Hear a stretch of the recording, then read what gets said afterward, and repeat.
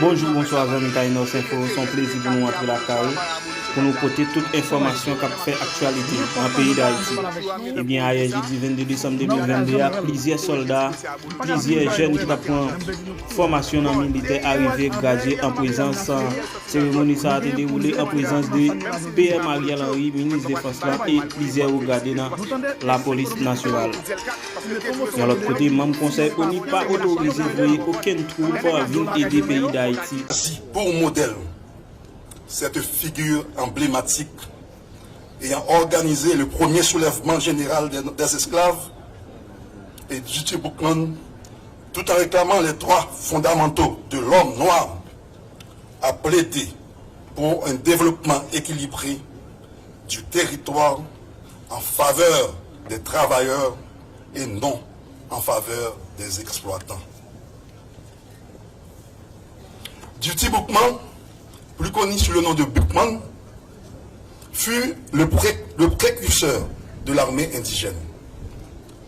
Il fut un rassembleur, car au-delà du symbolisme de la cérémonie du Guacaïma, il a su rassembler les esclaves de toutes les plantations pour donner l'impulsion au mouvement qui va converger vers la bataille de Vertières. C'est cette même armée indigène que Jean-Jacques Dessalines a su fédérer pour mener à l'indépendance le 1er janvier 1804 et en même temps à la création de l'armée d'Haïti dont vous êtes aujourd'hui à la fois les dignes héritiers et porte-flambeau. Certes, héritière et héritier d'une nouvelle armée plus moderne, avec, je dirais, une nouvelle vision, une nouvelle philosophie, une armée soucieuse du respect des droits fondamentaux de l'homme, de l'équité de genre, axée sur la défense civile, la protection de l'environnement et apte également à intervenir en cas de catastrophe naturelle selon les prescrits du livre blanc.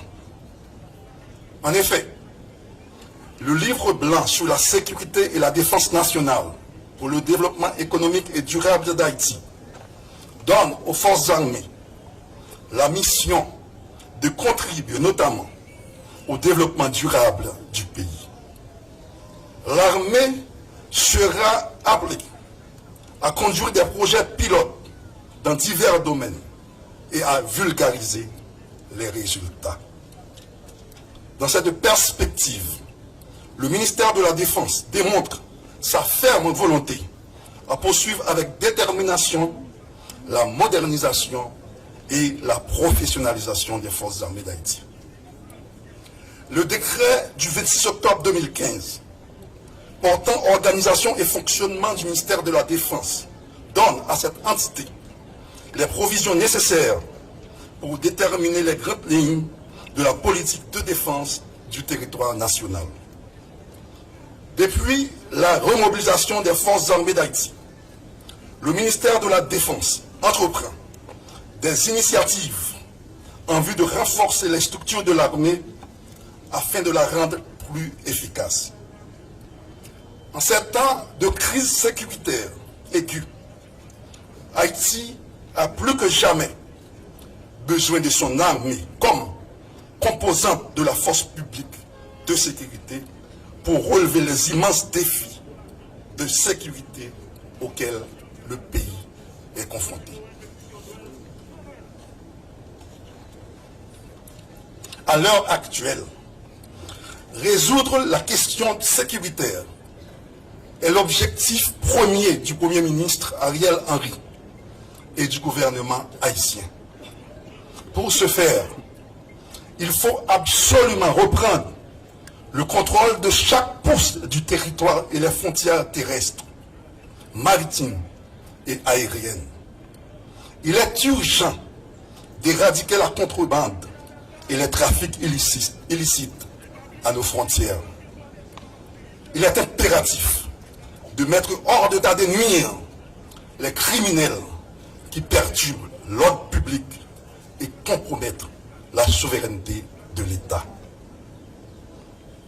L'institution militaire peut et doit participer activement aux côtés de la police nationale d'Haïti dans les efforts que déploie l'État haïtien pour rétablir son autorité sur l'ensemble du territoire national et restituer à ce pays sa fierté d'antan. En outre, compte tenu du degré de vulnérabilité de notre territoire, constamment frappé par des catastrophes naturelles, tremblements de terre, inondations, cyclones, l'État doit pouvoir apporter assistance aux populations nécessiteuses. Il faudra de la préparation, de la planification et des ressources adéquates pour y faire face. Ainsi, l'expansion du corps du génie militaire est envisagée dans ce cadre, afin que l'armée puisse disposer d'unités de génie prépositionnées dans le Grand Nord et dans le Grand Sud pour répondre plus efficacement et plus rapidement en cas de catastrophe. Voilà pourquoi, pour accomplir sa mission de défense nationale, des mesures sont prises pour renforcer les structures des forces armées d'Haïti. C'est dans ce cadre qu'intervient la coopération militaire avec des pays amis, comme par exemple l'Équateur, le Taïwan, le Mexique, l'Argentine, le Brésil, entre autres.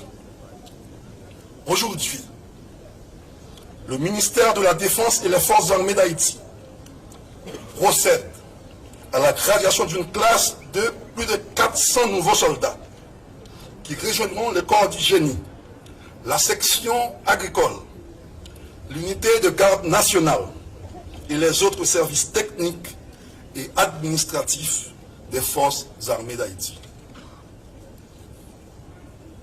J'invite donc les nouveaux récipiendaires à marcher sur les traces des premières promotions qui ont en maintes fois prêté main forte aux populations lors des catastrophes, séismes dans l'ouest, le sud-est, le sud, les NIP, le nord-ouest et la Grand'Anse, inondations dans l'Artibonite, le nord et le nord-est.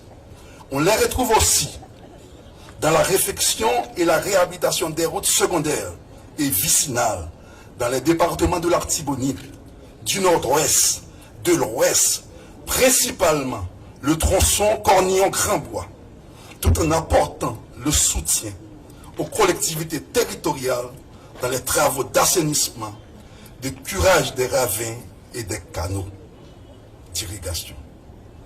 La semaine dernière encore, le corps du génie militaire venait d'achever la première phase de l'entretien et le curage des canaux du tronçon Poscazo-Bon Repos de la route nationale numéro 1, avec bien sûr la participation des riverains de la zone.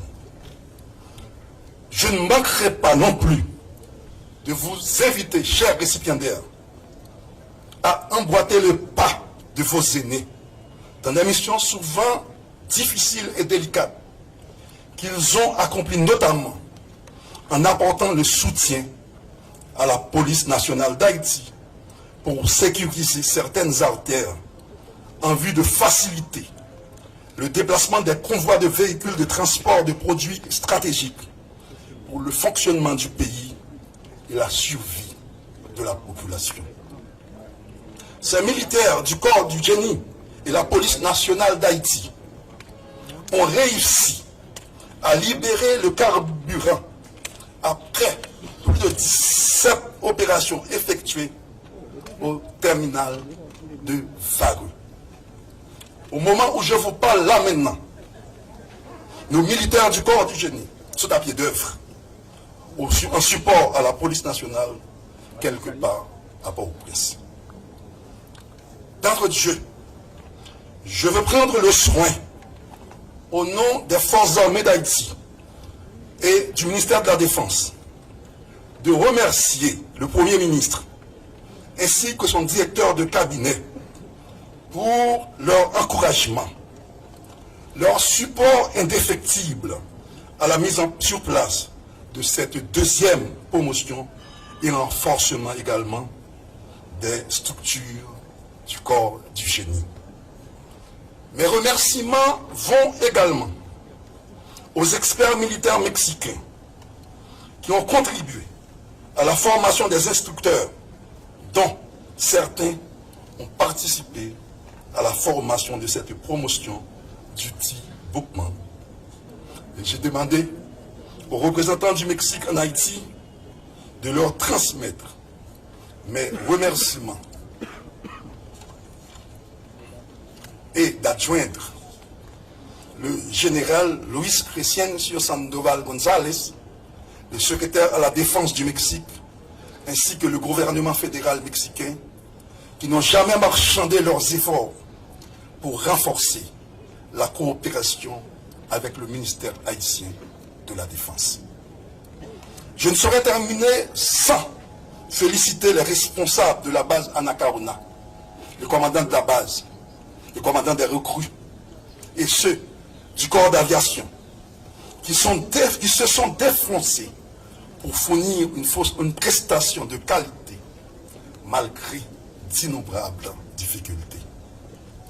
Je tiens à remercier spécialement le lieutenant Chelajeune, qui, depuis l'inscription et jusqu'à aujourd'hui encore, s'est donné à fond pour la mise en place de cette cohorte. Aux équipes dirigeantes du ministère de la Défense, du commandant en chef et des membres du haut état-major